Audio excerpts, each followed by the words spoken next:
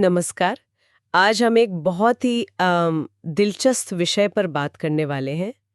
हमारे पास भौमिक की लिखी हुई और अर्केना ऑरा एल्केमी द्वारा संपादित किताब सोलांज ओरियन चक्र कोड 108 एनर्जी सेंटर्स के कुछ अंश हैं। और ये अंश हमें मानव शरीर के ऊर्जा केंद्रों मतलब चक्रों की एक काफ़ी जटिल प्रणाली के बारे में बताते हैं। तो आज का हमारा मकसद है इन सोर्सेज के आधार पर समझना कि ये 36 बेसिक चक्र क्या है, फिर ये 108 चक्रों का जो बड़ा नेटवर्क है जिसकी बात ये किताब करती है वो कैसा है, और सबसे रहस्यमयी ये ओरियन हिडन वाइब्रेशन चीज क्या है जिसका जिक्र इसमें है। तो चलिए शुरू करते हैं इसे समझना। बिल्कुल। और शुरू करने से पहले ये ज़रूरी है, जैसा आपने कहा, कि हम यहाँ पूरी तरह से इसी सोर्स मटेरियल में जो जानकारी और नज़रिया दिया गया है उसे समझ रहे हैं। इस किताब के हिसाब से ये जो एनर्जी सेंटर्स हैं ये शारीरिक, मानसिक और आध्यात्मिक सेहत के लिए बहुत अहम माने गए हैं। तो हमारा काम आज बस इसी फ्रेमवर्क को, जैसा इसमें दिया है, समझना है। नजर डाल लेते हैं इन पर ताकि आगे की बात समझ आए। पहला है मूलाधार, रीढ़ के एकदम नीचे, लाल रंग का, पृथ्वी तत्व से जुड़ा, मतलब स्थिरता और सुरक्षा का केंद्र। फिर है स्वाधिष्ठान, जननांग क्षेत्र के पास, नारंगी रंग, जल तत्व, भावनाएं और क्रिएटिविटी वो यहां से। मणिपुर चक्र नाभि के पास, पीला रंग, अग्नि तत्व, ये है शक्ति और आत्मविश्वास का सोर्स। फिर आता है अनाहत चक्र, हृदय के पास, हरा रंग, वायु तत्व, प्रेम और सहानुभूति का स्थान। गले में विशुद्धि चक्र, नीला, आकाश तत्व, कम्युनिकेशन, अभिव्यक्ति। भौहों के बीच आज्ञा चक्र, इंडिगो रंग, प्रकाश तत्व, इंट्यूशन, जागरूकता। और आखिर में सहस्रार चक्र, सिर के बिल्कुल ऊपर, बैंगनी या सफेद रंग, चेतना का तत्व, परम ज्ञान से जुड़ा हुआ। हाँ, ये 7 चक्र तो मतलब काफ़ी जाने पहचाने हैं कई आध्यात्मिक परंपराओं में। लेकिन इस किताब में बात यहाँ खत्म नहीं होती। ये सोर्स कहता है कि इन 7 के अलावा 29 और उपचक्र हैं, और ये सब मिलकर वो 36 केंद्रों का पहला, या कह सकते हैं प्रारंभिक लेवल बनाते हैं। अच्छा, 29 उपचक्र, ये तो काफी डिटेल में जा रहे हैं। क्या सोर्स ये बताता है कि ये कहाँ होते हैं और इनका क्या काम है? मतलब 7 चक्रों की बात तो फिर भी समझ आती है, पर 29 और कहाँ कहाँ? हाँ, सोर्स में जो टेबल दी गई है उसमें इनका जिक्र है। ये पूरे शरीर में फैले हुए बताए गए हैं। जैसे मिसाल के तौर पर जो हृदय का मुख्य चक्र है उसके ठीक ऊपर और नीचे भी छोटे चक्रों का जिक्र है। एक ऊपर वाला वो उच्च करुणा के लिए और नीचे वाला भावनात्मक संतुलन के लिए। किताब ये भी बताती है कि हाथों की हथेलियों और पैरों के तलवों में भी चक्र हैं। हथेलियों और तलवों में भी? हाँ, जिनका काम है ऊर्जा का लेन देन और शारीरिक स्थिरता बनाए रखना। अच्छा। इसी तरह कंधों पर जो चक्र है उसे जिम्मेदारी उठाने की क्षमता से जोड़ा गया है, और कानों के पास के चक्र को गहरी सुनवाई, संवेदनशीलता से। एक और दिलचस्प समग्र चेतना चक्र का भी जिक्र है, जो शरीर और चेतना के बीच बैलेंस बनाता है, ऐसा कहा गया है। ये तो बस कुछ उदाहरण हैं। किताब का तर्क ये है कि ये 36 केंद्र मिलकर ऊर्जा के बहने का एक बेसिक नक्शा बनाते हैं। ये वाकई काफी विस्तृत है। 36 ऊर्जा केंद्र, ये आमतौर पर जो हम सुनते हैं उससे कहीं ज्यादा है। और जैसा आपने कहा, किताब इसे सिर्फ प्रारंभिक समझ कहती है, तो फिर पूरी तस्वीर क्या है? बिल्कुल, यहीं पर कहानी और गहरी होती है। सोर्स के अनुसार ये 36 चक्र तो बस पहला लेवल है। असली या कहें संपूर्ण एनर्जी नेटवर्क वो 108 चक्रों का बताया गया है। इसका मतलब है कि उन 36 के अलावा 72 और सूक्ष्म या सूक्ष्मतम चक्रों की बात की गई है। 72 और 36 से सीधे 108 पर, ये तो बहुत बड़ा जंप है। सोर्स इन 72 सूक्ष्म चक्रों के बारे में क्या कहता है? ये कहाँ होते हैं? इनका काम क्या है? क्या ये भी उन 36 की तरफ फिक्स्ड जगहों पर है? किताब के मुताबिक ये 72 सूक्ष्म चक्र और भी ज्यादा गहराई में हैं। शरीर के अलग अलग अंगों में, मांसपेशियों में, नसों में, और खास तौर पर प्राण मार्गों, यानी जो एनर्जी चैनल्स होते हैं, उनमें। इनका मुख्य काम वो बहुत ही बारीक लेवल पर ऊर्जा का संचार करना है, जिसे प्राण शक्ति कहा गया है, मतलब जीवन ऊर्जा या लाइफ फोर्स। और इसी के जरिए शारीरिक और मानसिक संतुलन बनाए रखना है। एक बहुत जरूरी बात जो सोर्स में कही गई है वो ये कि इन 72 सूक्ष्म चक्रों का जो एकदम सटीक स्थान या उनका रंग गुण वो हर व्यक्ति में थोड़ा अलग हो सकता है। ये उस व्यक्ति के अपने एनर्जी लेवल और उसकी चेतना की स्थिति पर निर्भर करता है, ऐसा बताया गया है। ये सिर्फ पॉइंट्स नहीं है, बल्कि एक बेहद जटिल आपस में जुड़ा हुआ नेटवर्क बनाते हैं जो पूरे शरीर में फैला है। तो मतलब ये सोर्स एक तरह से शरीर के एनर्जी मैप को बहुत ही बारीकी से देख रहा है, लगभग सेल्यूलर लेवल तक ले जाने की कोशिश। 72 ऐसे केंद्र जिनका स्थान और गुण भी बदल सकते हैं। इसे समझना या महसूस करना कैसे मुमकिन हो सकता है? क्या इस पर सोर्स कुछ कहता है? सोर्स सीधे तौर पर यह नहीं बताता कि इन्हें कैसे महसूस करें, लेकिन ये इशारा करता है कि इनकी एक्टिविटी या इनके असंतुलन का असर हमारे सूक्ष्म अनुभवों पर पड़ता है, जैसे हमारा मूड है, एनर्जी लेवल है, या यहाँ तक कि शारीरिक संवेदनाएं। किताब का नजरिया ये लगता है कि ये सूक्ष्म चक्र आमतौर पर हमारी नॉर्मल चेतना की पकड़ से बाहर होते हैं, लेकिन ध्यान और ऊर्जा वाले अभ्यासों से इनके प्रति सेंसिटिविटी बढ़ाई जा सकती है। ये एक तरह से मानव ऊर्जा क्षेत्र की जो जटिलता है उसे उजागर करने का प्रयास है, जैसा इस किताब में बताया गया है। ये वाकई सोचने वाली बात है। शरीर के अंदर ऊर्जा का इतना जटिल जाल। अब इस कहानी में एक और परत जुड़ती है, ओरियन हिडन वाइब्रेशन। ये नाम ही अपने आप में काफी रहस्यमयी लगता है।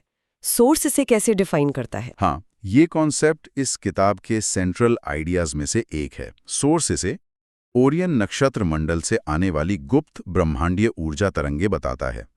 किताब का दावा ये है कि ये तरंगे पृथ्वी पर मौजूद हैं और इंसान की चेतना और ऊर्जा प्रणाली पर गहरा असर डाल सकती हैं। ब्रह्मांडीय तरंगें, कॉस्मिक वेव्स, और इनका इन 108 चक्रों से क्या लेना देना है? क्या सोर्स बताता है कि ये तरंगे करती क्या हैं आखिर? किताब के अनुसार इन ओरियन हिडन वाइब्रेशंस का असर बहुत शक्तिशाली और व्यापक है। दावा ये किया गया है कि ये तरंगे सीधे तौर पर सभी 108 चक्रों के साथ रेजोनेट होती हैं, मतलब प्रतिध्वनित होती हैं, और उनमें ये क्षमता है कि वो उन्हें एक साथ एक्टिवेट और बैलेंस कर सकें। सभी 108 को एक साथ? हाँ, इसके जो कथित प्रभाव बताए गए हैं उनकी लिस्ट काफ़ी लंबी है। ये ऊर्जा के प्रवाह को स्मूथ और पावरफुल बनाती हैं, मानसिक स्पष्टता लाती हैं, इमोशनल स्टेबिलिटी को बढ़ाती हैं और ख़ास तौर पर उन 72 सूक्ष्म चक्रों को जागृत करती हैं, जिससे प्राण शक्ति यानी जीवन ऊर्जा बढ़ती है। किताब ये भी दावा करती है कि इन तरंगों के प्रभाव में ध्यान गहरा होता है और इंट्यूशन तेज हो जाता है। सभी 108 चक्रों को एक साथ सक्रिय करना, ये तो बहुत बड़ा दावा लगता है। क्या सोर्स कोई उदाहरण देता है कि ये वाइब्रेशन किसी खास चक्र पर कैसे काम करती हैं? मतलब कुछ स्पेसिफिक? हाँ, सोर्स में जो टेबल है वो कुछ विशिष्ट उदाहरण देती है। जैसे मूलाधार चक्र पर इसके प्रभाव से ऊर्जा का प्रवाह नीचे से ऊपर की ओर बढ़ता है, जिससे स्थिरता और आत्मविश्वास में बढ़ोतरी होती है, ऐसा बताया गया है।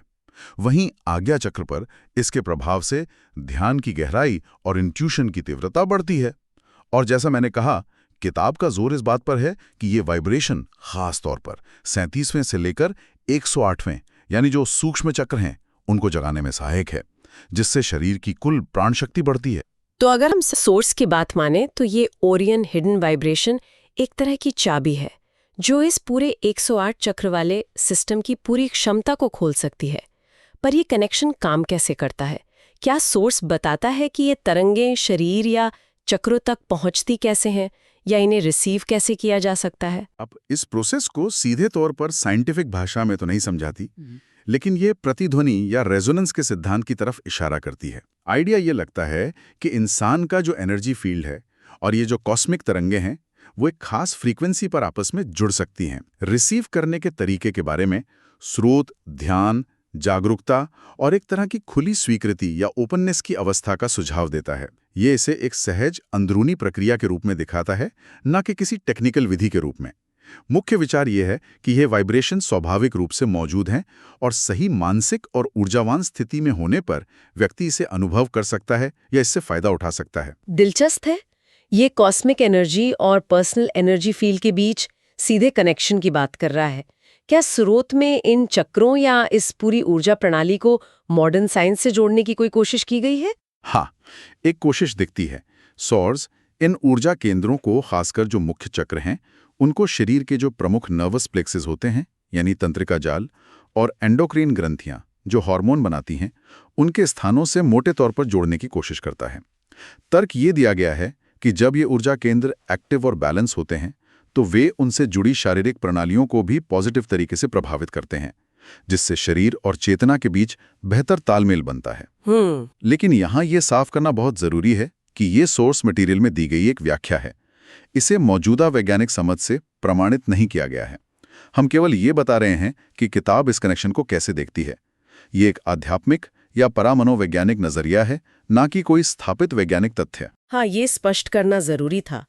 तो इस पूरी प्रणाली को समझने और सोर्स के अनुसार इसे सक्रिय करने के प्रैक्टिकल फायदे क्या बताए गए हैं? अगर कोई इस 108 चक्र प्रणाली और ओरियन वाइब्रेशन पर काम करता है तो उसे क्या उम्मीद करनी चाहिए इस किताब के मुताबिक? सोर्स कई संभावित लाभों का जिक्र करता है। शारीरिक स्तर पर बेहतर स्वास्थ्य, बढ़ी हुई वाइटैलिटी या जीवन शक्ति। मानसिक स्तर पर ज्यादा स्पष्टता, बेहतर फोकस और निर्णय लेने की क्षमता। भावनात्मक स्तर पर अधिक स्थिरता, शांति और करुणा। और आध्यात्मिक स्तर पर चेतना का विस्तार, गहरा आत्मज्ञान और ब्रह्मांड के साथ जुड़ाव का अनुभव। संक्षेप में कहें तो ये ओवरऑल वेलनेस और आत्मविकास का वादा करता है। और इन लाभों को पाने के लिए स्रोत क्या तरीके सुझाता है? क्या ये सिर्फ उस वाइब्रेशन को रिसीव करने की बात करता है या कुछ और भी प्रैक्टिसेस हैं? सोर्स पारंपरिक और विशिष्ट दोनों तरह के तरीकों का जिक्र करता है। पारंपरिक तरीकों में योग आसन है जो शारीरिक एनर्जी चैनल्स को खोलने में मदद करते हैं। प्राणायाम है यानी सांस की तकनीकें जो प्राण शक्ति को बढ़ाती हैं। और ध्यान है जो मन को शांत कर ऊर्जा को संतुलित करता है। इन्हें चक्रों को तैयार करने और उनमें संतुलन लाने के लिए महत्वपूर्ण बताया गया है। ठीक है। लेकिन इसके साथ ही सोर्स विशेष रूप से ओरियन हिडन वाइब्रेशन के प्रति जागरूक होने और उसे अनुभव करने पर जोर देता है। ये सुझाता है कि पारंपरिक अभ्यास तो नींव तैयार करते हैं, लेकिन इस वाइब्रेशन के साथ जुड़ना ही वो कुंजी है जो पूरे 108 चक्र नेटवर्क को उसकी पूरी क्षमता तक सक्रिय कर सकती है, कम से कम जैसा कि इस पुस्तक में कल्पना की गई है। ये वाइब्रेशन एक तरह से कैटलिस्ट या उत्प्रेरक की तरह बताई गई है। तो अगर हम इस पूरी चर्चा को समेटें तो भौमिक की इस पुस्तक के अंश हमें एनर्जी बॉडी के एक बहुत ही विस्तृत मॉडल से मिलवाते हैं। 7 मुख्य चक्रों से शुरू होकर 36 केंद्रों की एक बेसिक लेयर और फिर 108 चक्रों का एक जटिल सूक्ष्म नेटवर्क। और इस पूरे सिस्टम को एक्टिव और हार्मोनियस बनाने के लिए एक रहस्यमयी cosmic energy Orion hidden vibration की भूमिका बताई गई है। बिल्कुल, सोर्स का मुख्य संदेश यही लगता है। हमारा जो ऊर्जा शरीर है वो हमारी कल्पना से कहीं ज्यादा जटिल और कॉस्मिक ऊर्जाओं से जुड़ा हुआ हो सकता है। 36 चक्र हमें उस जटिलता की पहली झलक देते हैं। 108 चक्र उसकी पूरी तस्वीर पेश करते हैं किताब के अनुसार, और ओरियन वाइब्रेशन उस तस्वीर में रंग भरने और उसे जीवंत बनाने का एक प्रस्तावित तरीका है जो आध्यात्मिक ज्ञान और ब्रह्मांडीय ऊर्जा के एकीकरण की बात करता है। हमने आज इस सोर्स मटेरियल के आधार पर चक्रों की इस अनोखी प्रणाली और ओरियन वाइब्रेशन की अवधारणा को समझने की कोशिश की। सोर्स के अनुसार इसके संभावित लाभों में बेहतर स्वास्थ्य, मानसिक स्पष्टता, भावनात्मक संतुलन और गहरी आध्यात्मिक जागरूकता शामिल हो सकती हैं। हाँ, और ये सब जानने के बाद इस सोर्स मटेरियल में जो विचार प्रस्तुत किए गए हैं उनसे प्रेरित होकर एक सवाल मन में उठता है जिसे हम सीधे निष्कर्ष के तौर पर नहीं बल्कि आगे सोचने के लिए एक बिंदु के रूप में रख सकते हैं।